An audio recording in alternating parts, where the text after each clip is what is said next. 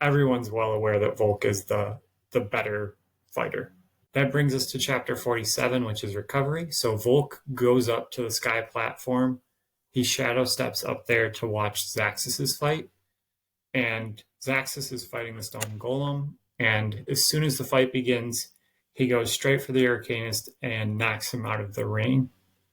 Volk realizes that Zaxis' strategy is that he knows he can't knock the golem out of the ring, but as long as both he and Forsyth are in the ring at the end of 5 minutes, they'll win by decision.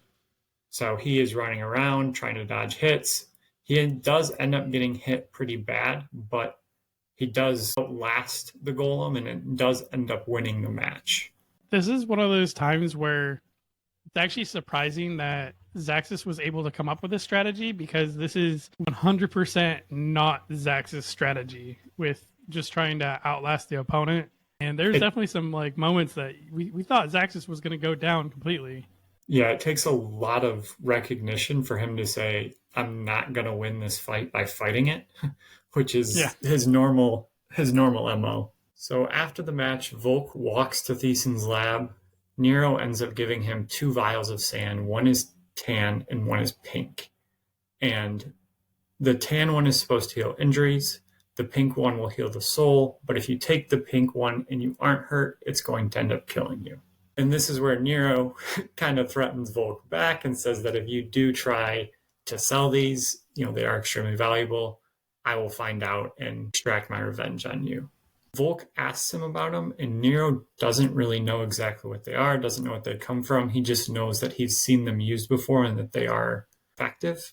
And he ends up admitting to Volk that essentially he's only Adelgis' half-brother and cares a little bit for Adelgis, but not very much. I don't care if Nero's a half-brother to Adelgis. Brother's a brother, blood's blood. You would think. Right. Like, I mean, Niro does also come back and say, hey, like, at least somebody cares about Adelgis. So he does say that he is slightly happy about that. But he could be the one caring, and he chooses not to. Unfortunately, it's not him, but somebody, Somebody could. Somebody. So Volk goes straight to Adelgis. He mixes some water into the pink sand, gives it to Adelgis. And Volk's sitting there thinking about Karna and Livia while he's waiting for the pink stuff to work. So what about Addie? Is she not good enough? Like, you liked her first. Starting to get some, starting to get some feelings here about these three. Too many options. Adelgis does end up waking up, so the elixir does cure him. And we find out that one of the magic powers of the ethereal Volke is that they can hear people's thoughts, but this is more of an active magic that they elect to use. And Adelgis can't turn it off now.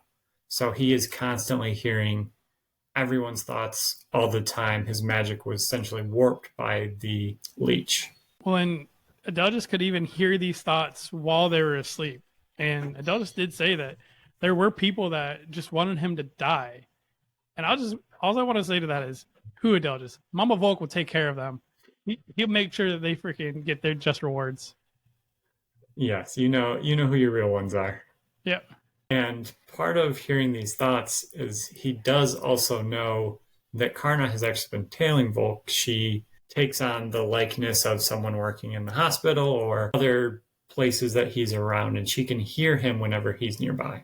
And we do want to thank everybody for listening today. We want to remind everybody that we do post new episodes every Wednesday morning around 11 Eastern, 10 Central, and 8 Pacific Standard. We're on all podcasting platforms, and we are also on YouTube for videos as well. We want to thank our editor, Dan Mackison, for including pictures and links to everything. And if you want to reach out to us, we are on Gmail at frithguildpod@gmail.com.